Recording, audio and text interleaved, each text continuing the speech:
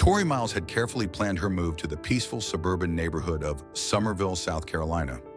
A former Navy SEAL, she had spent years in high-stress combat situations, but now, after her retirement, she sought something completely different: stability. Her daughter Kennedy, a spirited 7-year-old with a fierce smile, was her anchor. Tori knew she needed a safe, calm environment for them to rebuild their lives after years of service. And Summerville seemed like the perfect place. The neighborhood was quiet, with pristine lawns and perfect houses. The kind of place where children could play outside without worry. It was a typical Sunday morning. Tori was unloading groceries from the back of her SUV, moving slowly as she arranged bags of fruit and bread. It had been a long week, and although she had 1,000 things to do, the simple task of grocery shopping felt like a small victory in itself.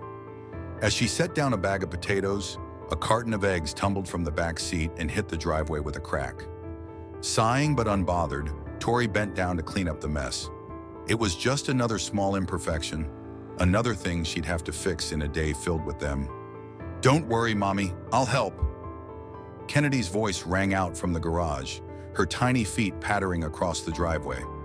Kennedy skipped forward, her pigtails bouncing with each step. She crouched down beside her mother, scooping up lemons that had rolled under the bumper of the car. Tori smiled, her face softening at the sight of her daughter's eager help. "Careful, sweetheart. Don't cut your hands," Tori advised gently. Kennedy gave a nod and dashed back toward the garage to grab the broom, her little legs moving quickly. The simplicity of the moment, the familiarity of home, filled Tori with a sense of peace. It was a rare feeling. After years of being deployed, living in the chaos of missions and drills, this tranquility felt like an unfamiliar luxury. But as she stood up and brushed the dirt off her hands, something caught her eye. A silver SUV was rolling slowly down the street, its dark-tinted windows obscuring the view of the passengers inside. It wasn't a vehicle she recognized from the neighborhood. Summerville, although quiet and suburban, had its share of tightly knit residents, and she could usually tell when someone was new or out of place. The SUV came to a halt just beyond Tori's driveway. Both doors swung open simultaneously. Two men in their mid-40s, broad-shouldered and wearing matching tactical vests emblazoned with bold HOA security patches, stepped out. They had no company logos, no badges, just a militaristic appearance that immediately made Tori's instincts flare. They were not from the neighborhood, she knew that without a doubt. She stood there, her mind processing the situation, her muscles instinctively tightening. "Morning," the taller one called out. His voice was sharp, clipped, like he was used to giving orders. Tori raised an eyebrow, cautious but polite. "Can I help you?" "We're with HOA security," the shorter man said, glancing at the groceries scattered on the ground. "Do you live here? ID?" Tori paused, not reacting immediately. Something about this didn't sit right with her. "Excuse me?" she asked, her tone calm but firm. "ID. Proof you live here," the taller man repeated, stepping closer, his eyes scanning the area with a strange sense of entitlement. "We've had complaints. People have been walking around properties that aren't theirs." Tori's stomach tightened. The implication was clear. It wasn't just about security, it was about control. She narrowed her eyes. "Complaints about what, exactly?" she asked, her voice even but carrying an underlying edge. The shorter man folded his arms, his posture stiff. "Suspicious activity," he said, his gaze narrowing as he focused on Tori. "Someone matching your description has been walking around, ringing doorbells." Tori's heart rate quickened, but she maintained her composure.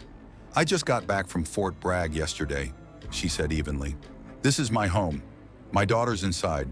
I don't need to prove anything to anyone, especially not two men I don't recognize." The taller man smirked, clearly not impressed. "Funny," he said, his eyes flicking over her. "You don't look like military." Tori's jaw clenched slightly. She could feel the tension mounting, but she didn't flinch. Instead, she watched their eyes, her military training kicking in as she tried to read their intentions. The shorter man shifted his stance, his feet bracing apart. Tori's instincts told her to be wary. His hand was drifting near his waistband. The flash of metal wasn't subtle. "I'm not looking for trouble," Tori said, her voice still calm. You say you're HOA security. Where's your badge? Your identification? The shorter man interrupted before the taller one could speak.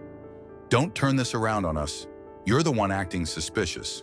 I'm not acting suspicious, Tori replied coolly. I'm being cautious. There's a difference. Her words hung in the air, a challenge. She didn't want to escalate things, but she wasn't about to be intimidated either. Tori stood firm, her grip tightening around the phone in her hand. She could feel her heart rate increasing, but she didn't let it show. These men might not have known it, but they were about to make a dangerous mistake. The shorter man's hand hovered near his waistband again, and Tori's eyes flicked to it. A plain black handgun was tucked in there. No holster, no badge, just the cold metal glinting under the morning sun. Her instinct screamed at her to be careful. "Stop filming!" the shorter man barked. His voice held a warning, but it was laced with more frustration than anything else. He took a step forward, his hand still poised to draw the weapon. Tori didn't flinch. She knew how to handle this. Every muscle in her body was still, her Navy SEAL training taking over as she assessed the threat. The last thing she wanted was to escalate the situation, but she wouldn't back down. Not now, not with her daughter inside, hidden away, out of sight.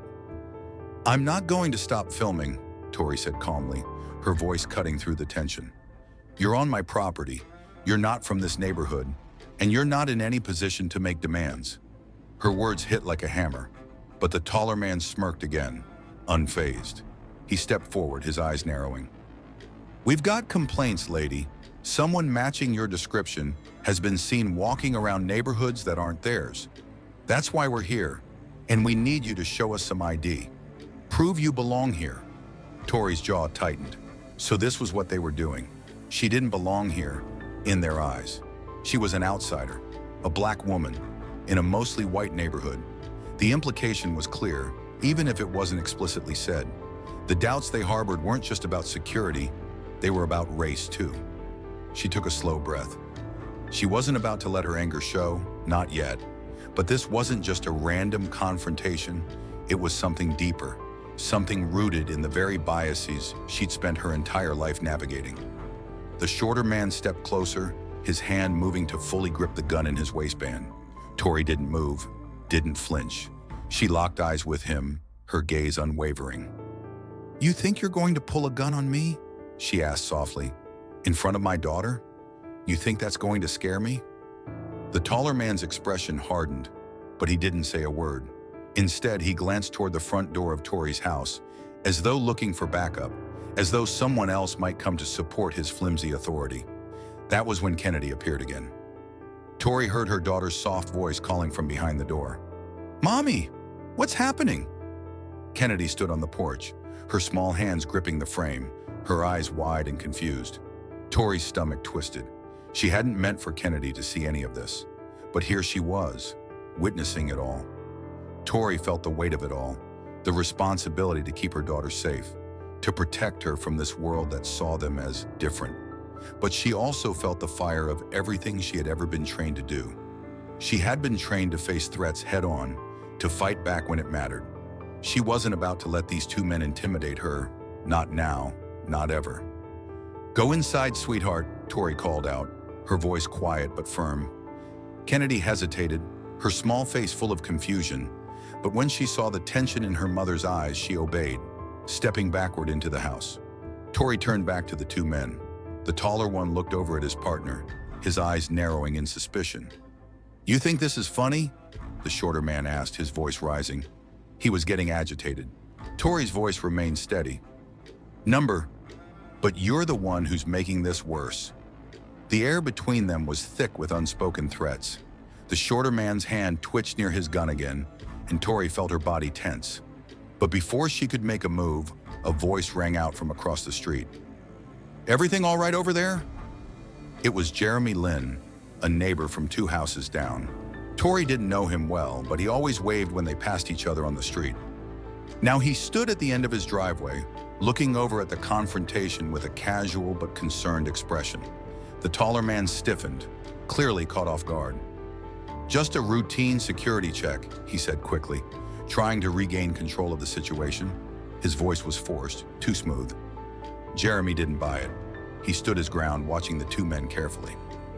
"I don't think this looks like a routine check," he said, his tone calm but firm. Tori could see the moment the taller man's confidence faltered. It wasn't just Tori standing her ground anymore. It was the growing presence of their neighbors. Kennedy's small voice echoed from the porch again, just as the police sirens began to wail in the distance. The police sirens were getting closer, the sound weaving through the narrow streets of Somerville.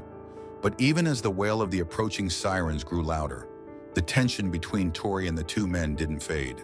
They were still standing in her driveway, acting like they had the authority to challenge her, to question her right to be here. Jeremy Lynn, the neighbor who had stepped out onto his porch, didn't move. He continued to watch the two men with quiet, unwavering determination. His body was still, his hands resting at his sides, but his presence was enough to make the taller man falter. The taller man shifted his stance, trying to regain control of the situation. "Routine security check," he repeated, this time with more force in his voice.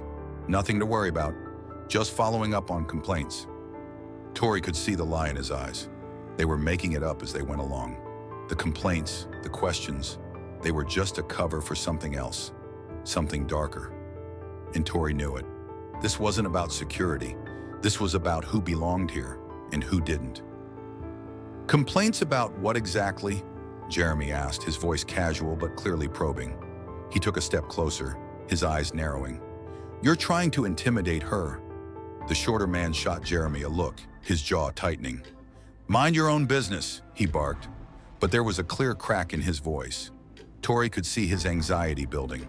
The whole charade was falling apart. Jeremy wasn't backing down. "It is my business," he said coolly. "When people like you come onto my street, harassing my neighbors, it's my business. You're not even supposed to be here." Tori stood silently behind the two men, her gaze focused on the phone in her hand, still recording. Every second of this moment was captured. Every word, every gesture, every threat. She could feel the weight of the situation, the importance of having everything on film. In a moment like this, proof was everything. The tall man looked over at his partner, his eyes flickering with uncertainty. "We're done here," he muttered, though his hand didn't leave the gun. He wasn't ready to give up just yet. "Not quite," a new voice called from across the street. It was Mrs. Renee Holloway, the retired school principal who lived 2 doors down. She stood on her porch, wearing a housecoat, a coffee mug in one hand. Her eyes were narrowed with suspicion as she watched the two men. The taller man's posture stiffened when he saw her. She wasn't backing down either. "What's going on here, gentlemen?" Mrs. Holloway asked, her voice sharp. "This doesn't look like a routine security check." The shorter man shot her a brief glance, then turned away, clearly uncomfortable with the situation. "Routine," he repeated, but it was barely a whisper now. His authority was slipping. Tori saw the change in his demeanor. The facade was cracking. More neighbors were starting to take notice. Mrs. Holloway's voice had caused a ripple, and people were beginning to gather in their front yards, peeking out from behind curtains, standing at the end of their driveways. They were all watching, and as the crowd of onlookers grew, so did the pressure on the two men. A few moments later, the sound of the siren cut through the tension, its wail growing louder. Tori felt a rush of relief, but she didn't lower her phone. The police were close now, very close. "Let's go," the taller man muttered to his partner, clearly no longer willing to stand their ground. But the shorter man, his fingers still twitching toward his gun, wasn't ready to back down. The younger officer from the sheriff's department arrived first. He was tall, in his early 30s, and scanning the scene quickly as he got out of the squad car. His eyes immediately locked onto the gun the shorter man was still clutching, and he didn't waste a second. "Hands where I can see them," the deputy shouted. His voice was firm, commanding. The shorter man froze, his hand still hovering near his gun. The older officer, with a clipboard in his hands, stepped up next to him, but it was the younger deputy who had taken control. "Drop it," the younger deputy ordered, his eyes fixed on the weapon. "Right now." The shorter man's hand jerked, but he didn't move the gun. Instead, he raised both hands slowly, his face paling. We're just helping with security," he stammered, but the deputy wasn't buying it. "You're not helping," the deputy snapped. "You're impersonating officers and threatening citizens. You're under arrest." The older deputy, Sergeant Dale Kinney, stepped forward, holding out a pair of handcuffs.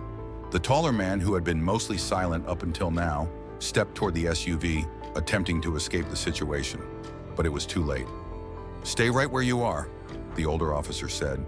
He looked directly at the taller man, his voice unyielding.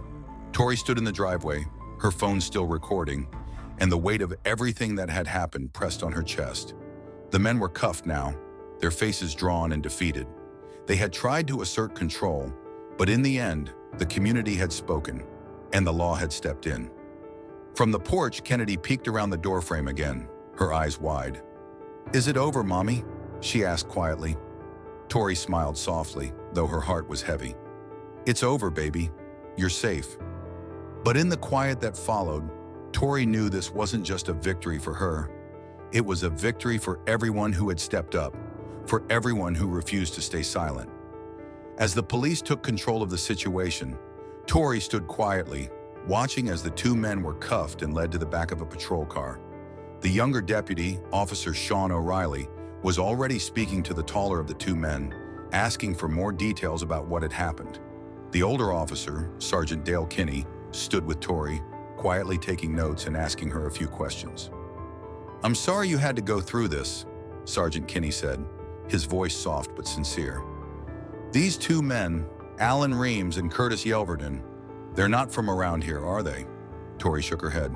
"No, I've never seen them before. They just came up to my driveway, started demanding ID, claimed they were security." Kinney's eyes narrowed. "And you didn't give them your ID, did you?" "No," Tori replied firmly. "I don't need to prove anything to them. I live here. This is my home." The sergeant nodded, writing something in his notebook. "I'm glad you stood your ground. A lot of people would have just given in, but you did the right thing." Tori didn't respond, her mind still racing. She was grateful for the officer's support, but the whole situation left a bitter taste in her mouth. She thought about Kennedy inside the house, watching all of this unfold. She was still trying to process the fact that, as a mother, she had just had to protect her child from the very people who were supposed to protect the community. A soft voice interrupted her thoughts. "Mommy, is everything okay now?" It was Kennedy, stepping out onto the porch, her face pale with fear. Tori turned to her daughter, her heart softening. "Yeah, sweetheart," Tori said, forcing a reassuring smile. "Everything's fine now. You're safe." Kennedy's eyes darted between the police officers and the two men who were now sitting on the curb, their hands behind their backs, looking down in defeat. Tori could tell her daughter was still processing what she had witnessed. Kennedy took a few hesitant steps toward her mother, then wrapped her arms around Tori's waist, pressing her face into her side. "I was scared, Mommy. Why did they come here? Why were they so mean to you?" Tori knelt down to her daughter's level, brushing a strand of hair from Kennedy's face. "They were wrong, sweetheart," she said, her voice steady. "They were pretending to be someone they weren't, and they tried to scare us, but we didn't let them." Kennedy looked up at her mother, her big eyes filled with uncertainty. "Were they bad guys?" Tori paused for a moment, trying to find the right words. "Yes, they were pretending to be bad guys," she said softly.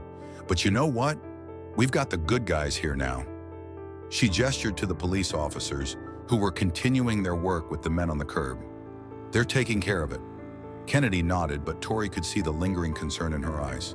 She had done her best to keep Kennedy safe, but how could she explain to her daughter that sometimes, even in a quiet neighborhood, people like these men existed?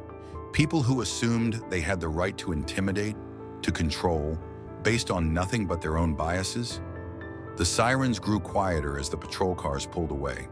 The tension in the air began to ease, but the weight of what had just happened remained heavy. Tori straightened up and turned to Sergeant Kinney. "What happens now?" "We'll take their statements, and we'll get them processed for impersonating law enforcement. They'll likely face charges for unlawful carry as well," Kinney explained. "They're not getting away with this." Tori nodded, but her thoughts were elsewhere. She had been in dangerous situations before, but this one felt different. This wasn't about combat training or survival skills. This was about something much deeper. It was about trust. It was about the assumption that she didn't belong here, in this neighborhood, in this community. As Kinney continued talking, Tori's gaze shifted to the group of neighbors who had gathered on the sidewalk. Mrs. Holloway, Jeremy Lynn, and others from the neighborhood were standing in small groups, talking softly among themselves. They had witnessed the whole thing, and now they were coming together to talk about what had happened. Tori's heart swelled with gratitude. These were the people who had spoken up, who had seen something wrong and chose to say something. Without them, without the support of the community, the outcome might have been very different. Mrs. Holloway stepped forward, her face lined with concern. "Tori, are you okay?" she asked, her voice gentle. Tori nodded. "Yeah, I'm fine. It's just, I'm glad you were here. All of you." She looked at Jeremy and the others who had come to her side. "I don't know what would have happened if you hadn't stepped in." "We've got your back, Tori," Jeremy said, his voice steady and reassuring. "That's what neighbors are for." Tori smiled, her throat tight with emotion. "Thank you. It means a lot." As the neighbors continued to talk, Tori turned to look at the house she had worked so hard to make a home. It wasn't just bricks and mortar. It was a symbol of safety, of belonging. It was the place where Kennedy could run through the yard and laugh without fear, where Tori could finally find some peace after so many years in the chaos of military life. But now, as she stood there, surrounded by the people who had chosen to stand with her, Tori knew that this wasn't just her home.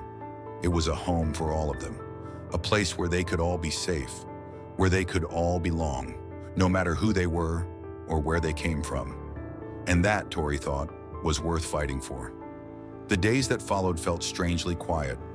After the arrest of Alan Reams and Curtis Yelverton, the neighborhood had settled back into its usual rhythms, but things were undeniably different. The story of what had happened in Tori's driveway spread quickly, not just in Somerville, but beyond.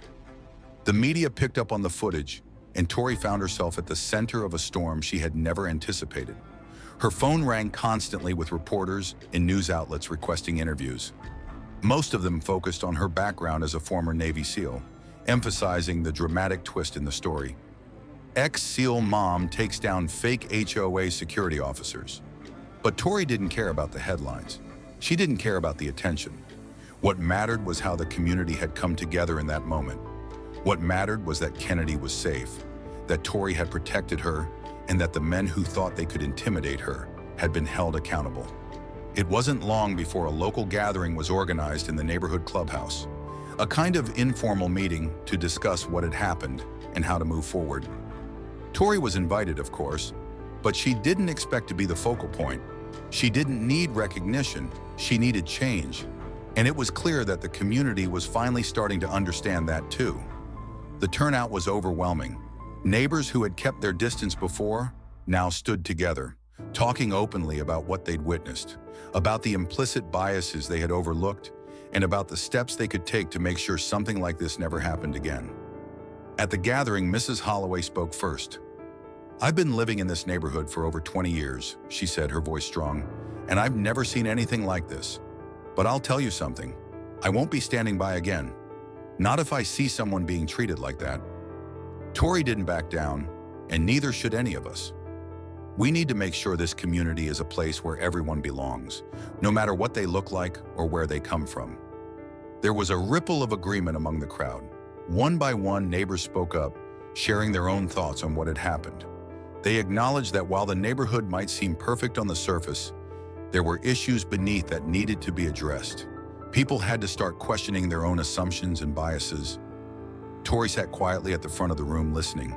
Her heart swelled with a mixture of gratitude and cautious hope. She had fought for her daughter's safety that day, but now it seemed like there was something bigger happening, a shift, a change in how people were thinking, how they were seeing one another.